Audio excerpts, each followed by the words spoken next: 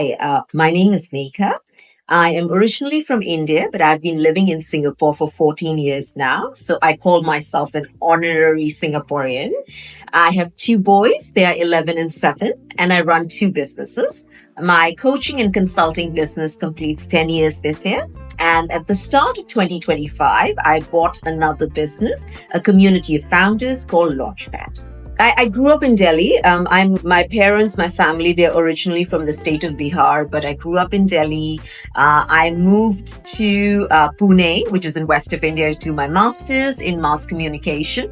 I actually did my bachelor's in information technology, realized that wasn't for me, so made a switch to mass communication. And then I was working in Mumbai for 4 years before moving to Singapore. And I think in general, as I look back at my life, right, I feel like I always felt a void, as if something was missing, right? And in the first stage of my life, so, I'm thinking of kind of writing my own biography. And if I had to do that, I would put it, I would divide into 3 stages. I will call it love, money, God. So, and that's because, I felt a void and I was like, okay, what's missing is love. So, I met my husband, we got married, I had kids, but despite having so much love, I felt like, there's something missing, it's not enough. And then I was chasing money, and that phase came through, the business I was running. I did really well. I made a lot of money.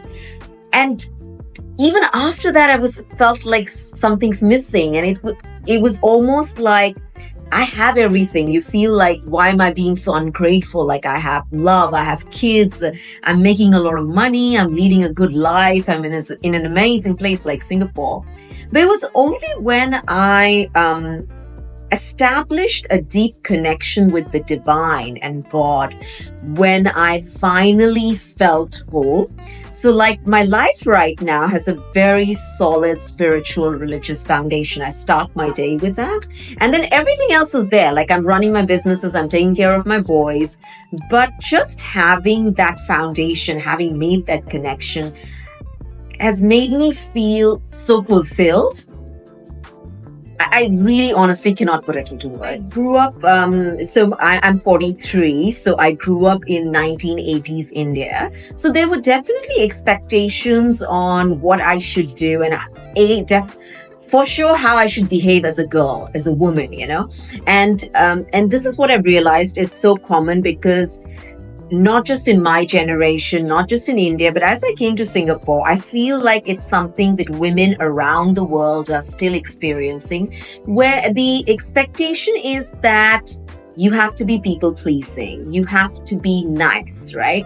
The emotion that you can't share is anger. Like an angry woman is not accepted. Like you can't be angry, you can't be upset, you cannot show aggression. On the same side, it's like with men, it's like you can't show emotion, you can't show weakness, right? So there was definitely that expectation growing up that I had to behave a certain way. I also grew up in Delhi, which is not very safe for girls, even now. So there was a lot of self-imposed restrictions or just restrictions from family in terms of like, how late can I stay out? Or, am I going somewhere? Am I going alone? Who am I going with?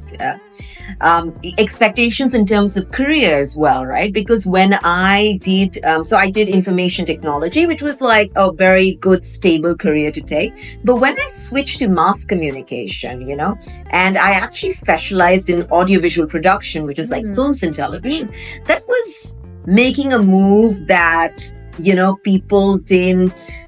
And by people, I mean like, the bigger family, the people who live around you, your society in general, were like, why are you doing this? Or films and television, it's not a good line to be. It's not good for girls again, it's all late nights. So there was, in fact, like, they were all, like, I feel at every step, there was like a mold that I was given to fit in. And it's just that I decided not to fit into those molds. And sometimes you have to just do your own thing. Luckily for me, my parents, even if they initially didn't understand, they supported me all throughout. I married outside my religion. I married outside my culture, which was a big move in itself at that time. It still is. And so again, I feel like that wasn't expected of me. I was expected to marry someone who belonged to the same community. But I decided not to do that, right? So I fell in love and I decided to marry the man I was in love with. So there was friction around that. But again, what I'm trying to say is that there will no matter what age you live in, which country you live in, people will put expectations on you. And it's really up to you to accept them or not.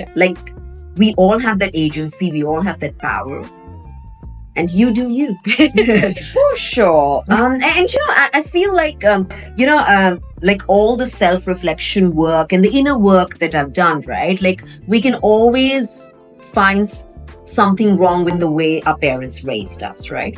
But I honestly feel that they really did the best that they knew at that point with the knowledge that there was. And we now know much better in terms of parenting, right?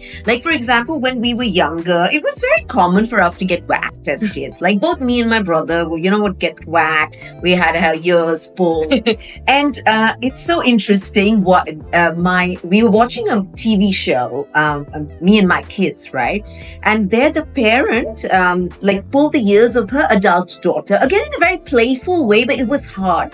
And both my boys were so shocked, as if she had literally tortured her daughter. She's like, oh my God, why is this mother doing this to her daughter? And I'm like, for me, it didn't register, So it's that kind of stood out to me, that I really am raising my kids in a very different way. We of course don't hit them. We don't I'm a big fan of discipline.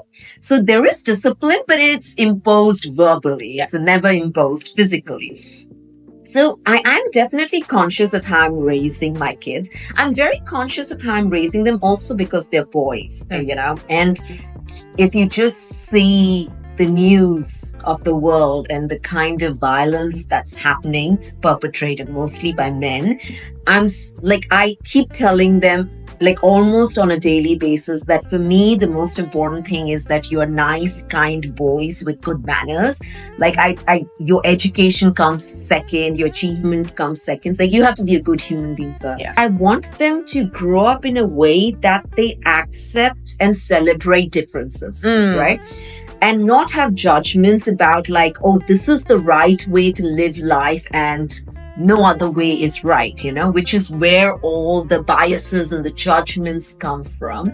So that is something that's really important to me. Yes, again, in the wider family, there were people who were kind of, dismissive of it or cynical about it, because we come from a family of professionals, and there are many people back in my family who think business means having a shop or a storefront, a service-based business is not really a business kind of a thing. So and it's just lack of understanding. So for me, how I started my business, I really didn't have any concept of doing that. I have no background in that. Back in India also, I was working with startups, but as part of an agency, right? So I've been in the startup space, but not running my own business. And I feel the year that I started my business, which was 2015, it was a year and a half after my first son was born. I was not working. And it was a perfect storm of different negative emotions, really, because one, I was tired of just spending the day changing diaper, feeding, putting the child to sleep, and I would have these thoughts what am I doing with my life? What is my purpose? Of course I love my child, but there has to be more to my life than this.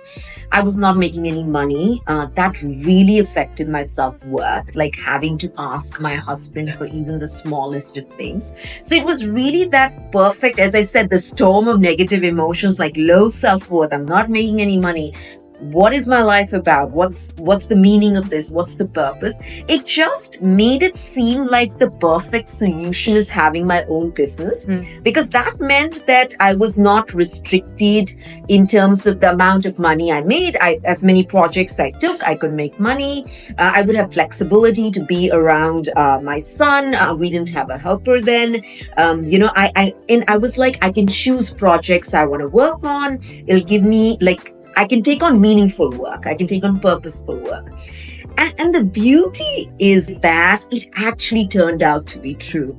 So that's why I'm so passionate about entrepreneurship and supporting people who want to start their own businesses. Because for me, having a business gave me everything, financial freedom and security, meaningful work, purposeful work.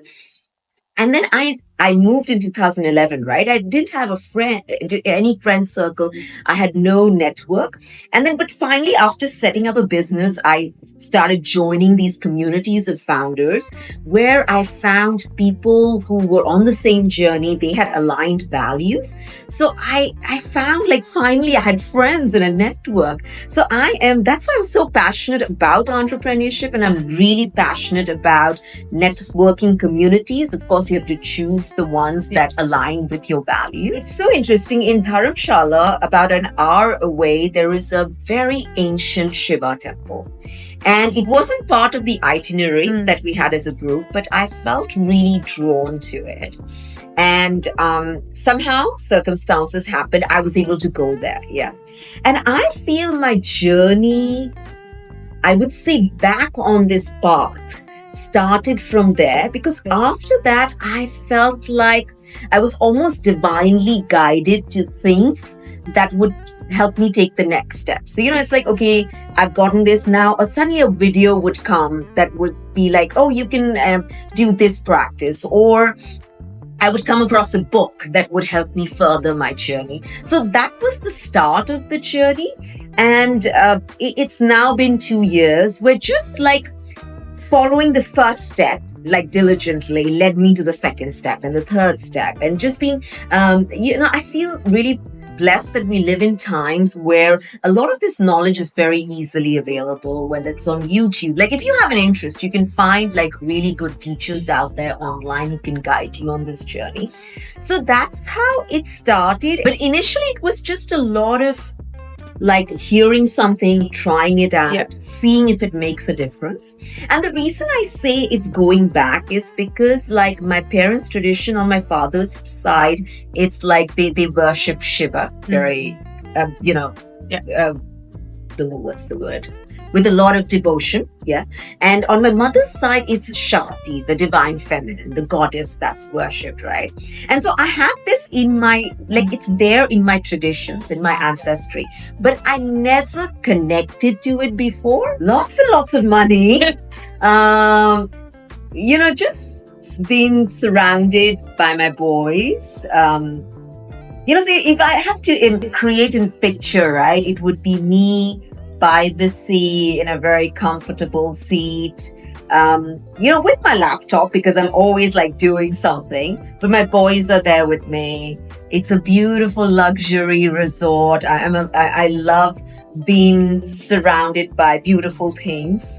So I think success would be going back to the three things: love, money, God. But I would if I had to live this life again, I would do the other way around. I would do God, money, love.